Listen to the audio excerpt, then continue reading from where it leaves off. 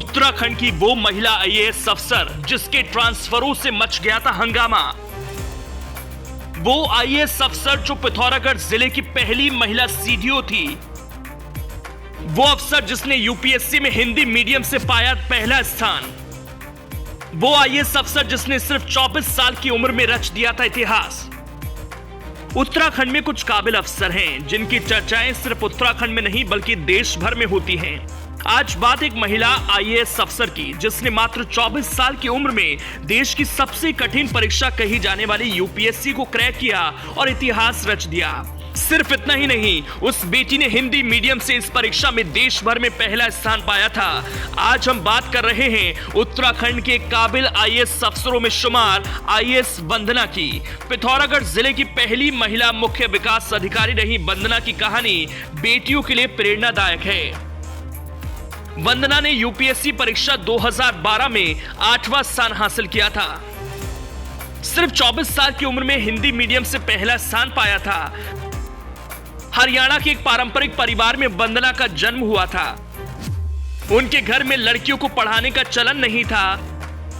उनकी पहली पीढ़ी की कोई लड़की स्कूल नहीं गई। वंदना की शुरुआती पढ़ाई गांव के ही सरकारी स्कूल में हुई।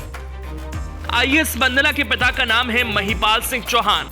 एक इंटरव्यू में वंदना के पिता ने कहा था, गांव में स्कूल अच्छा नहीं था इसलिए बड़े बेटे को पढ़ने के लिए बाहर भेजा था।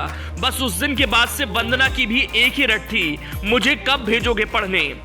रिपोर्ट में आगे बताया गया है कि 10वीं के बाद ही वंदना ने अपनी मंजिल तय कर ली थी। उस उम्र से ही वो कॉम्पिटिटिव मैगजीन में टॉपर्स के इंटरव्यू पढ़ती थी। 12वीं तक गुरुकुल में पढ़ने के बाद वंदना ने घर पर रहकर ही लॉ की पढ़ाई की। गुरुकुल में सीखा हुआ अनुशासन आईएएस की तैयारी के दौरान काम आया और वंदना ने अपना मुकाम हासिल कर लिया। वंदना ने यूपीएससी परीक्षा 2012 में देश भर में 8वां स्थान हासिल किया और हिंदी मीडियम से देश भर में पहला स्थान पाया।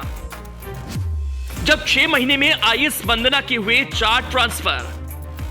आईएएस वंदना को पिथौरागढ़ जिले की पहली महिला मुख्य विकास अधिकारी होने का गौरव प्राप्त है।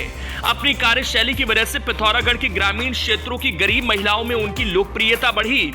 इसके बाद वो रुद्रप्रयाग की जिला अधिकारी बनी। सेवा के दौरान वंदना की जिंदगी में एक दौर ऐसा भी आया जब 6 महीने में आईएएस वंदना के 4 बार ट्रांसफर हो गए। मई 2020 में आईएएस वंदना को पिथौरागढ़ के मुख्य विकास अधिकारी के कार्यभार से मुक्त किया गया और रुद्रप्रयाग का जिला अधिकारी बनाया गया। इसके बाद 6 महीनों की अवधि में उनका 4 बार ट्रांसफर किया गया। मई 2020 से नवंबर 2020 तक रुद्रप्रयाग की डीएम रही आईएएस वंदना। 5 नवंबर को उन्हें रुद्रप्रयाग के डीएम पद से हटाकर शासन में अटैच किया गया। 12 नवंबर को केएमबीएन का एमडी बनाया गया, लेकिन आईएएस वंदना ने ज्वाइनिंग नहीं ली। नियुक्ति नहीं लेने पर उन्हें ग्राम्य विकास का अपर सचिव बनाया गया। 13 दिनों में आईएएस वंदना सिंह के 3 ट्रांसफर हो गए थे। आज आईएएस वंदना अल्मोड़ा जिले की कमान संभाले हुए हैं। अपने कामों से वो लगातार जनता के बीच अपनी अलग पहचान कायम कर रही हैं। आईएएस वंदना की जिंदगी की कहानी यूपीएससी की तैयारी कर रहे हर उस युवा के लिए प्रेरणादायक है जिसे हिंदी के नाम से मन में संकोच होता है। एक सामान्य परिवार की इस बेटी के आईएएस बनने का सफर आपको कैसा लगा, कमेंट बॉक्स में जरूर बताएं। Bureau report, Uttarakhand news.